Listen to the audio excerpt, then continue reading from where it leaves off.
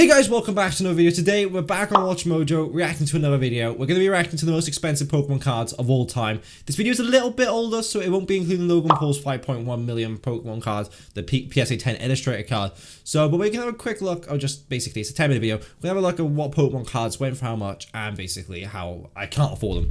Anyways, so if you're doing this video, make sure to like and subscribe. Let's try to hit 20 likes and make sure to subscribe. We're trying to hit 5,000 by the end of the year. Any help would be greatly appreciated. And let's get straight into the video. Headsets on. Let's watch this video. I'm looking forward to this one. It should be a good one. So how much do you want for these things?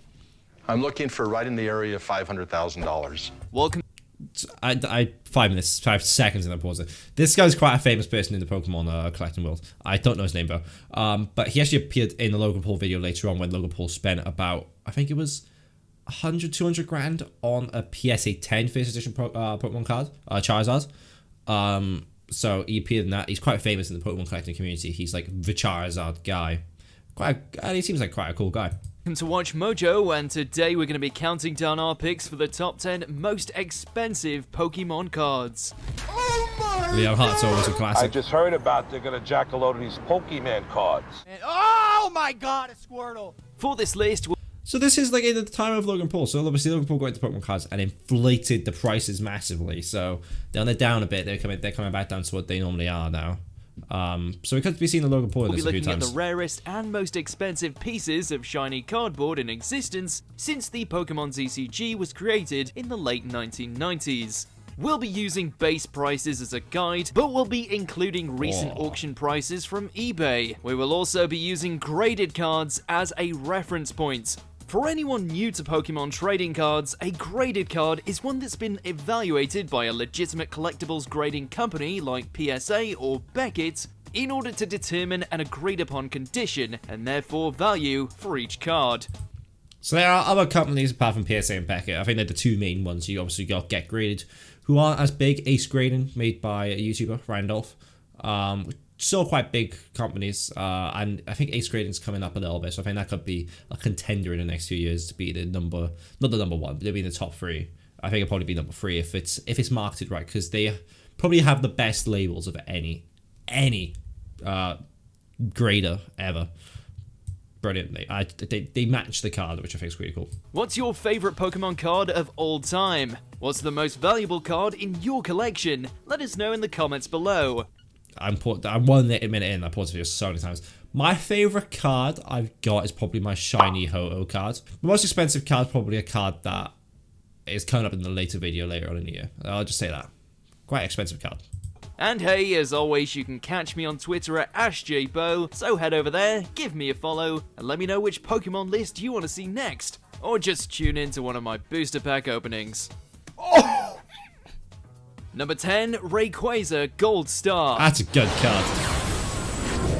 The first card on our list comes from the 2005 set X Deoxys, and is part of the coveted Gold Star line. The packs alone for this set go for over $300, and if you're willing to open them, you could potentially pull a Rayquaza worth over 10 grand. Interesting.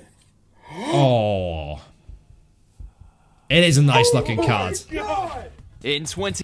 Has Liam Hart stopped doing videos now? I think he has. I never really watched him, but obviously everyone knows who he is. But that is a beautiful card. 2020, a PSA 10 graded version of this card sold for a whopping $27,000. If you don't manage to pull this powerful Sky Beast though, you still have a chance at the Latios Gold Star, which goes for over $1,500. Better than a kick in the teeth. This is like one of the creme de la cremes of Gold Star. This is the best Gold Star card you can pull. Number 9, First Edition Venusaur. I feel like the first edition original stars is going to be just all this list is. Obviously, number 1 is going to be First edition Charizard. It has to be. I feel like it's going to be Blastoise, probably number 4. I haven't watched this video, so if I'm right, that's brilliant. But number 4 maybe. Like, yeah, Venusaur's probably.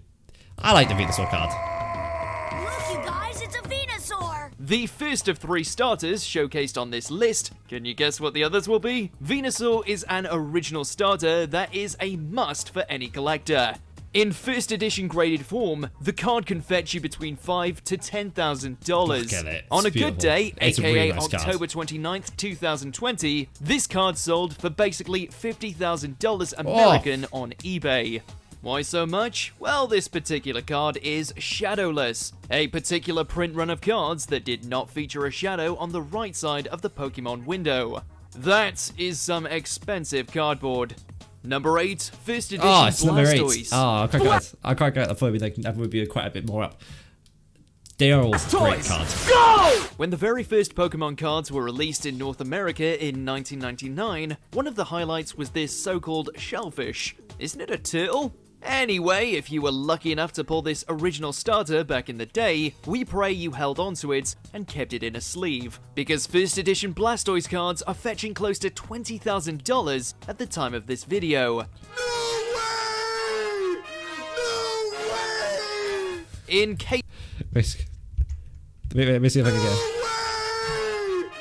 it. He's opening very expensive packs, pulling $20,000 Pokemon cards, and he's filmed with an iPhone. Brilliant. Absolutely brilliant. I respect that so much. That's not a terrible idea. Fair play. I respect it. I respect it.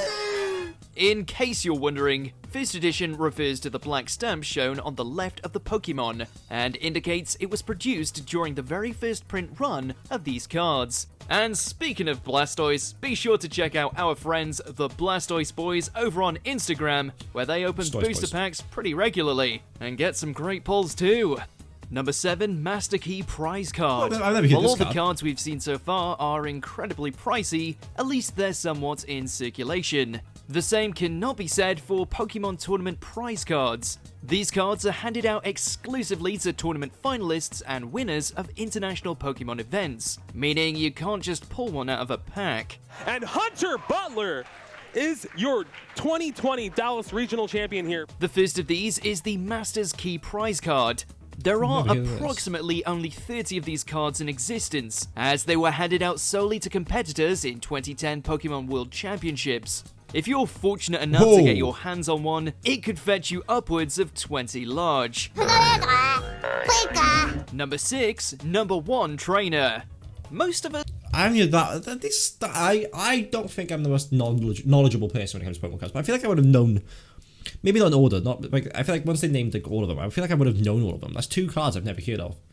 I wonder how much those cards cost for raw, like terrible condition raw, but it'd be cool. Never bothered to learn the actual game from which the Pokemon trading card game gets its name, but if you did, and got insanely good at it, you might have a shot at getting a Number 1 Trainer prize card. Pikachu, use Thunderbolt! Tournament champions in 1997 received this Secret Super Battle print featuring holographic Mewtwo, but it's unlikely any of these recipients thought the card would someday be worth $90,000. In July of 2020, Heritage Auctions sold one in PSA 10 condition for nearly 6 figures.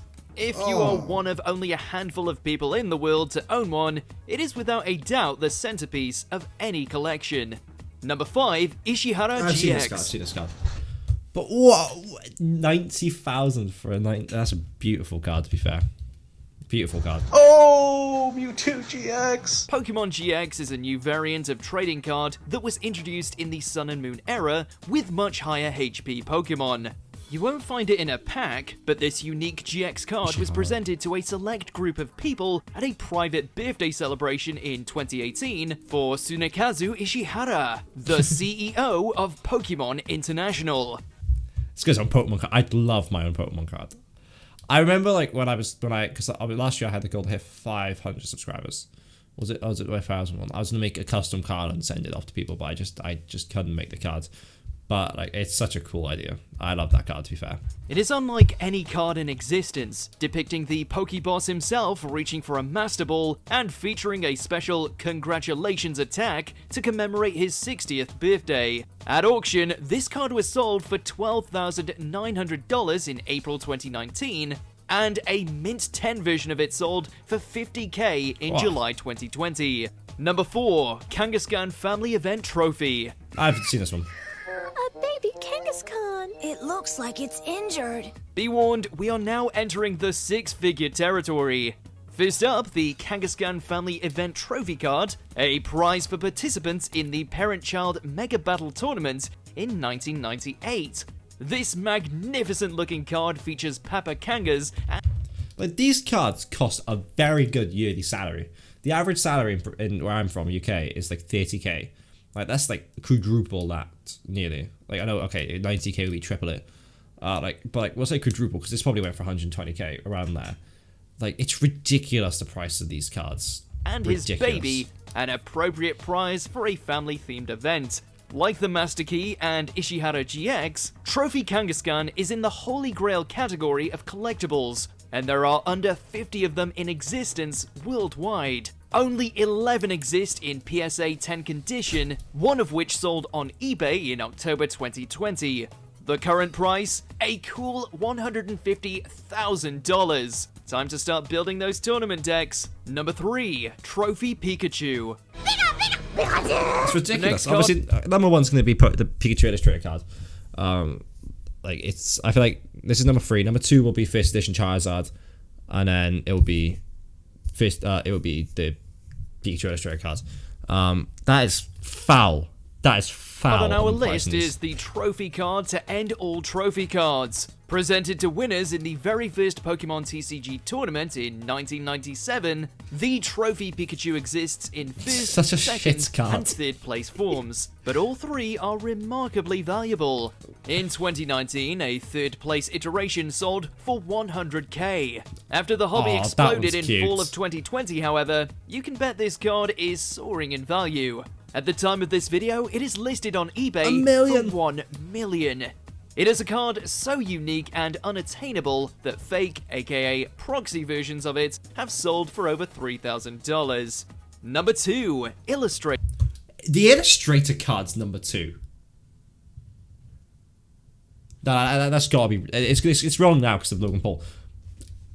Proxy cards go for about 4k of that one. I might make some proxy cards myself. How do you make proxy cards? That's such a good idea. Historically, prize cards didn't just go to winners of card game tournaments. In 1997, Pokemon hosted the Koro Koro Comic Illustration Contest, and winners of this event went home with the now mythical Pikachu Illustrator card. A total of 39 of these are known to exist in the world, and to give you an indication of their value, a graded version of one sold for $50,000 in 2013. Since then, you can bet the price has been climbing. An October 2019 auction saw this piece of Pokemon history go for an astounding $195,000. In the coming years, you can expect this card to be listed at 1 to 2 million.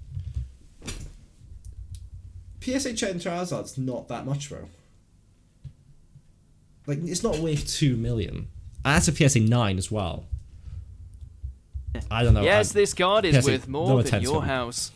Before we unveil our number 1 pick, here are a few honorable mentions. First Edition Lugia. That's such a beautiful card, I want one. Shining Series.